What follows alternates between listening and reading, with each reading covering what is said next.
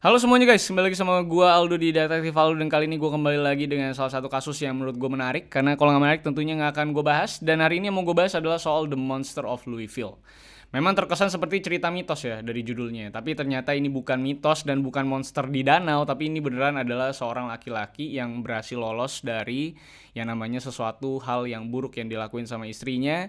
Dan makanya saking segitu sadisnya, makanya dia disebut dengan The Monster of Louisville. Nah, gimana ceritanya gue akan bahas sebentar lagi. Tapi sebelum gue bahas ke kasusnya, kalau misalkan lu sekarang mungkin lagi BU atau gabut banget ya, ngisi waktu kosong, dan daripada lu buka TikTok liatin cewek-cewek ngedance gitu kan, mendingan cari duit dengan cara jadi trader dengan broker forex yang tentunya terpercaya, yaitu Okta Investama Berjangka. Nah, buat lo yang mau coba Okta ini, modalnya nggak perlu gede-gede, dimana cuma $100 aja udah cukup, dan dana investasi lo bisa lo tarik kapan aja tentunya, dan lo bisa manage resiko dari trading lo sendiri juga. Kalau misalkan lo masih ragu sama Okta Investama Berjangka, nah forex ini sebenarnya udah ngikutin regulasi Indonesia dan udah ada lisensinya juga dari Bapeti. Jadi lo nggak usah khawatir kalau duit lo bakal dibawa kabur atau kayak gimana, karena ini sudah license. Dan jangan lupa sebelum mencoba trading forex, pelajari dan pahami dulu semuanya supaya nggak kena bala gitu ya. Dan kalau misalnya lo mau coba, silakan semua linknya di deskripsi di bawah. Dan silakan like, share, dan subscribe pasti untuk support. Dan support gue lebih jauh dengan cara join membership gue. Dan kalian bisa follow gue di @rivaldosantosa, gue di Twitter dan Instagram. Kalian bisa DM gue kasus yang menarik. And let's begin the case, guys. I lost myself. I waited still. The Monster of Louisville, atau bisa dibilang namanya adalah Mel Ignato atau Melvin Ignato. Jadi sebelum menceritakan siapakah The Monster of Louisville ini, kita mulai cerita dari seorang perempuan dulu nih. Namanya Brenda Sue Shaffer. Brenda ini lahir pada tanggal 25 April 1952 di Louisville, dan Louisville ini adalah kota terbesar utama dari negara bagian Kentucky, Amerika Serikat. Kentucky ini adalah salah satu bagian negara yang cukup country, cukup konservatif gitu orang-orangnya. Nah, si Brenda ini adalah anak ke-6 dan bungsu dari keluarga Essie dan John Shaffer, keluarga Katolik dari kota Louisville, Kentucky. Dan memang karena kotanya Kentucky juga, jelas secara agama pasti benar-benar paten pol dah gitu ya. Dan Brenda ini memiliki masa kecil yang bisa dibilang orangnya tuh cukup pemalu, dan tumbuh menjadi seorang dewasa yang bisa dibilang akhirnya lebih terbuka setelah dia kecilnya tuh menjadi seorang pemalu. Dan pada tahun 1917, Brenda ini yang sudah berusia 19 tahun, dia itu mengalami sebuah tragedi yang melanda keluarganya. Ya memang betul-betul meninggalkan duka ya, yaitu kakaknya yang bernama John Jack Shaffer, seorang detektif polisi, dan juga sidekicknya itu mengalami yang namanya ditembak mati oleh seorang perampok. Nah, perampok saat itu akhirnya dapat melarikan diri setelah melakukan penembakan tersebut. Namun memang beberapa hari kemudian itu berhasil ditangkap dan akhirnya dihukum penjara seumur hidup. Karena juga korbannya polisi pasti kan dicarinya lebih niat gitu kan ya. Nah, karena kejadian ini Brenda akhirnya menunda pernikahannya. Ya memang sebenarnya sudah dia rencanakan sebelumnya. Nah, lalu selang beberapa waktu, akhirnya Brenda memutuskan untuk menikah dengan teman masa kecilnya.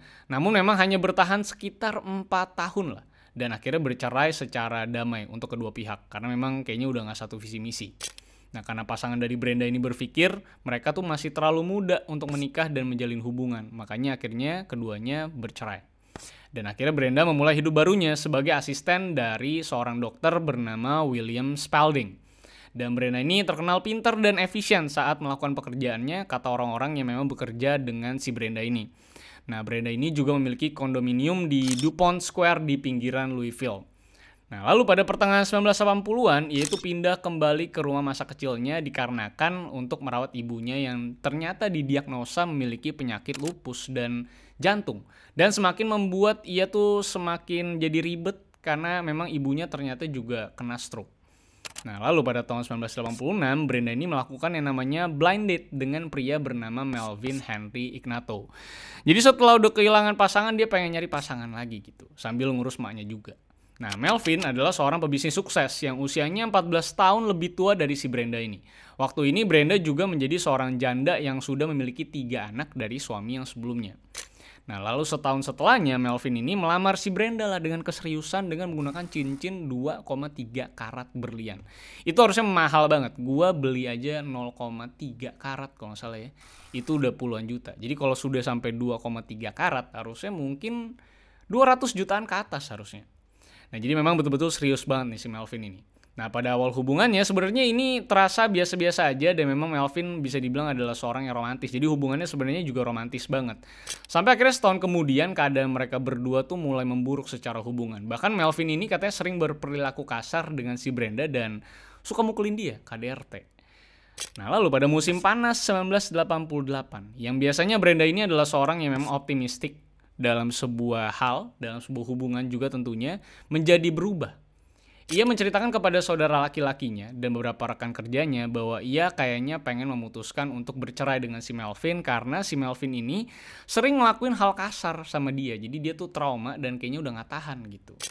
Nah, akhirnya pada 24 September 1988, si Brenda dan Melvin ini mencoba yang namanya merekonsiliasi hubungan tersebut dan merayakan anniversary kedua mereka di sebuah restoran yang bernama Gold Star Chili Restaurant.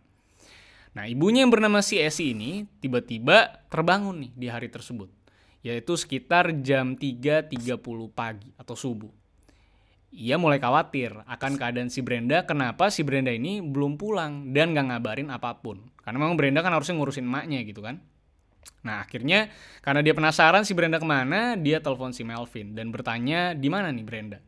Lalu si Melvin ini menjawab bahwa mereka berdua tuh sedang membicarakan pernikahannya mau kayak gimana. Dan memang lagi yang namanya menikmati jalan-jalan juga untuk memperingati anniversary mereka berdua, kata si Melvin. Namun keesokan harinya itu sama sekali nggak ada kabar dari si Brenda ini. Apalagi Brenda tuh biasanya ngabarin. Nah, makanya akhirnya saudara laki-lakinya yang mulai curiga kalau Brenda ini kayaknya hilang, akhirnya melaporkan ke kepolisian untuk mengabarkan bahwa Brenda ini hilang. Nah, setelah 2 jam penyelidikan, si polisi ini menemukan mobil Brenda yang berwarna putih. Mobilnya itu ditemukan di jalan raya dengan ban sobek dan dalam keadaan jendela mobilnya udah pecah. Nah, pihak berwenang itu mempertimbangkan kemungkinannya adalah penculikan, biasanya kayak gini, atau perampokan. Tapi bahkan setelah berbulan-bulan pencariannya, ternyata memang tidak menemukan banyak petunjuk. Dan keberadaannya Brenda ini jadi sulit dipahami. Sebenarnya Brenda ini ada di mana dan kalau memang diculik, siapa yang nyulik? Itu sama sekali nggak ada bukti-bukti yang bisa menuntun ke penemuan tersebut. Bahkan keluarganya Brenda dan majikan dari Brenda yaitu Dr. William Spalding ini sampai menawarkan siapapun yang memiliki informasi apapun terkait dengan keberadaan Brenda itu akan mendapatkan 25.000 US dollar kalau memang itu valid. Namun sayang hal ini tentunya kan dimanfaatkan oleh banyak orang untuk bisa mendapatkan uang tersebut gitu ya. Makanya polisi akhirnya jadi banyak banget terima informasi-informasi palsu mengenai Brenda ini. Jadi bikin penyelidikannya semakin ruwet dan semakin tidak efisien. Nah, banyak wawancara yang dilakukan sama polisi, tapi memang tidak akhirnya memberikan sebuah konklusi yang baik. Dan tidak ada yang punya bukti dan informasi yang solid untuk bisa yang namanya beritahu keberadaan Brenda ini benar-benar ada di mana. Nah, polisi pada saat itu hanya mencurigai satu pelaku yang diduga kuat besar sepertinya menyembunyikan atau membunuh si Brenda. Yang biasanya selalu dicurigai paling besar, tidak lain dan tidak bukan adalah tunangannya sendiri, yaitu adalah Melvin. Namun Melvin ini selalu mengklarifikasi bahwa ia sama Brenda itu adalah pasangan yang penuh cinta dan tentunya memang sudah planning untuk yang namanya melakukan pernikahan bersama si Brenda. Jadi nggak mungkin yang namanya Melvin ini pengen mencelakai si Brenda ini. Walaupun memang Brenda katanya kan udah pengen berpisah ya atau bercerai secara hubungan gitu. Karena kan namanya di US itu pacaran sama nikah beda-beda tipis. Jadi pisah, cerai sama aja. Punya anak juga kadang-kadang nggak nikah. Kumpul kebo memang menjadi budaya yang luar biasa di sana ya. Jadi memang cerai dan pisah sama-sama aja. Nah, dia ini juga menyatakan bahwa hubungan dia sama Brenda itu memang memburuk itu cuman mitos belaka dan cuman gosip-gosip kejam yang memang akhirnya menjadi sebuah fitnah buat diri dia gitu. Dan memang ini ngebuat dia jadi dicurigain. Padahal kondisi sebenarnya kata Melvin hubungannya mah baik-baik aja. Nah, akhirnya dia bersuara dengan lantang bahwa ia tuh tidak menyukai polisi yang menginterogasi dia dikarenakan katanya dia ini menyalahkan pria yang tidak bersalah yang sedang kehilangan istri tercintanya. Harusnya polisinya tuh ikut berduka bersama dia, tapi kenapa dia dituduh? Kira-kira itu ketidaksukaan Melvin kepada pihak kepolisian. Nah, setelah setahun kemudian kasus ini terus berjalan dan bergulir. Polisi tetap saja memang nggak bisa menemukan di mana Brenda berada dan siapa pelaku di balik hilangnya si Brenda ini. Nah, pada Agustus 1989, bos dari Brenda yang tadi udah gue sebutin beberapa kali, yaitu adalah Dr. William Spalding, itu mengirimkan sebuah surat ancaman untuk si Melvin ini. Dimana dia bilang kalau misalnya lu gak mau kasih tahu di mana Brenda berada, gue akan melakukan aksi lanjutan lagi nih.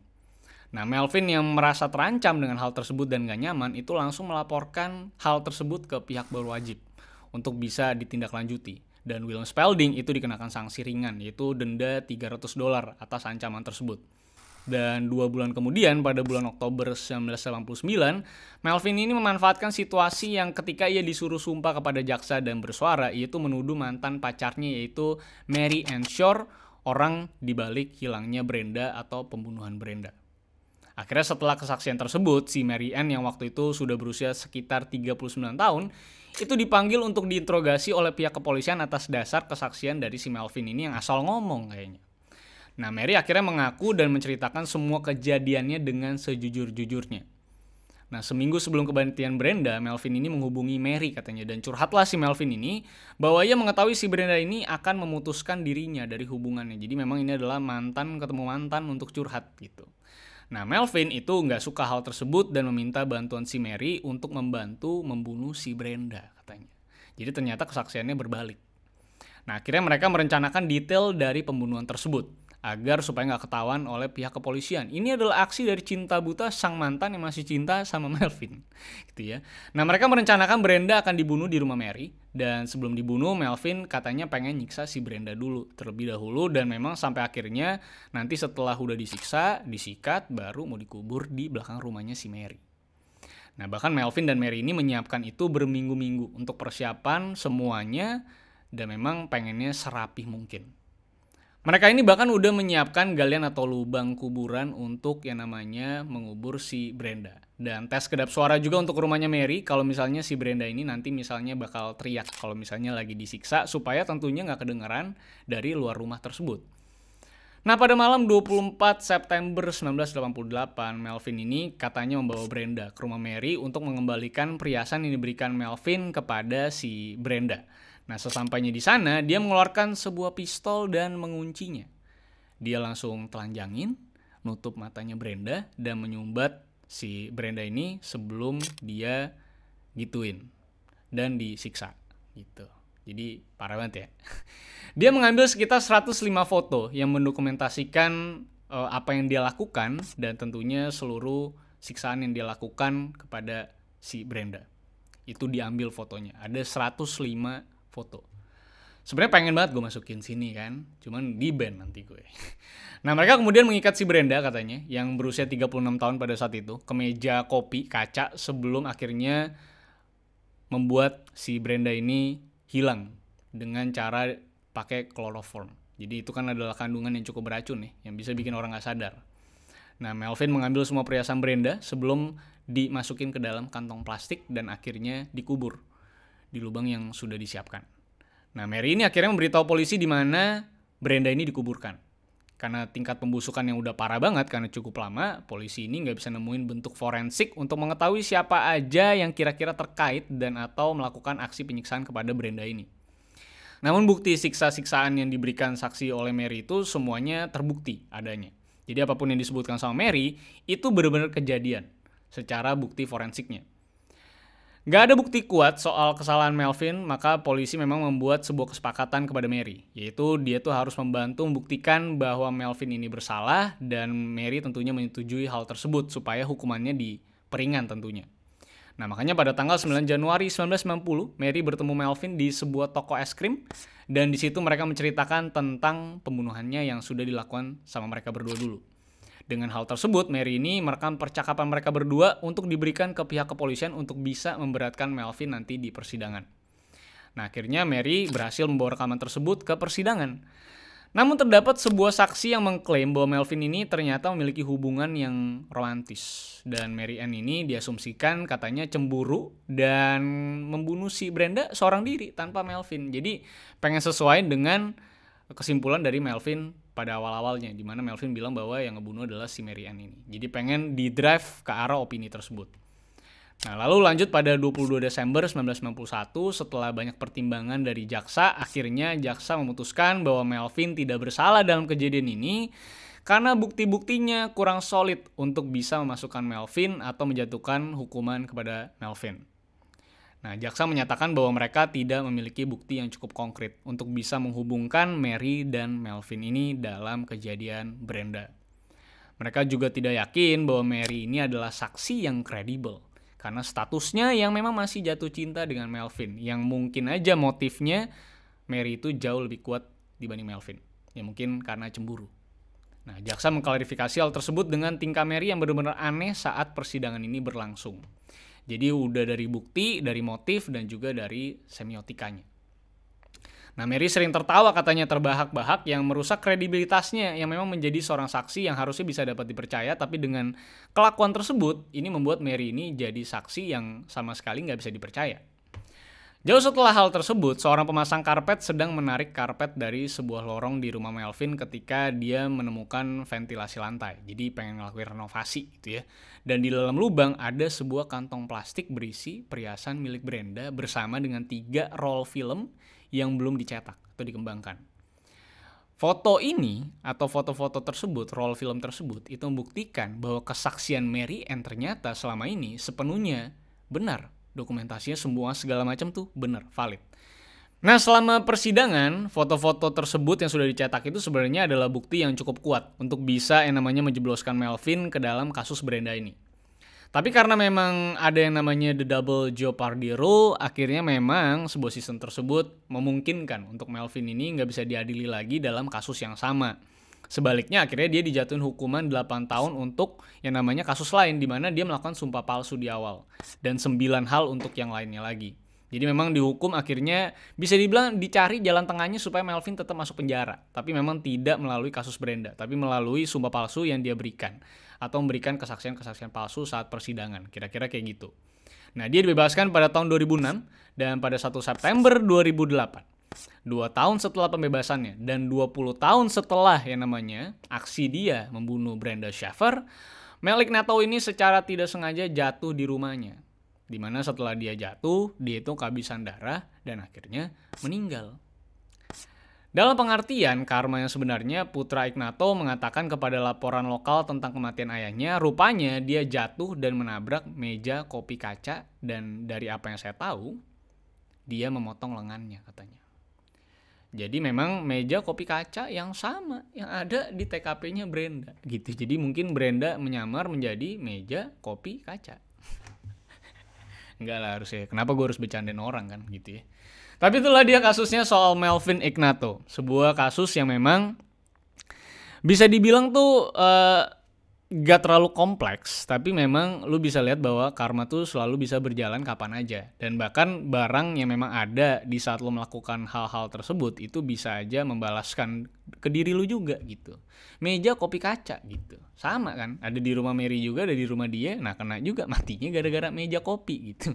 Jadi memang itulah dia karma soal si Melvin Ignatou ini. Kasus yang memang cukup besar pada eranya. Dan memang akhirnya sudah tersolve juga. Dan untungnya si Melvin ini bisa dimasuki penjara juga dengan tuduhan yang lain. Dengan kesalahan yang lain. Dan akhirnya juga bisa berujung dengan duka. Supaya keluarganya Brenda ini pasti harusnya happy setelah melihat si Melvin ini kena karma sendiri gitu ya. Hukuman mati by nature gitu. By the God gitu ya. Tapi itu dia kasusnya. Terima kasih sudah nonton sampai akhir, yang sudah sampai ujung ini. Kalau misalnya kalian punya kasus-kasus yang menarik, kalian bisa tulis di kolom komentar. Dan terima kasih sekali lagi yang sudah nonton sampai selesai, karena retention itu penting sekali. Jadi jangan lupa like, share, dan subscribe pastinya. Follow gue di @rivaldosantosa, gue di Twitter dan Instagram. Kalian bisa DM gue kasus yang menarik. Kalau misalnya ada yang menarik dan pengen gue bahas, dan kalian bisa DM gue di sana. So, sampai jumpa di kasus-kasus selanjutnya. Karena masih banyak kasus menarik yang banyak banget di luar sana untuk bisa kita bahas dan kita kupas. So see you on the next case, guys. I lost myself. I waited still for a glimmer to arrive.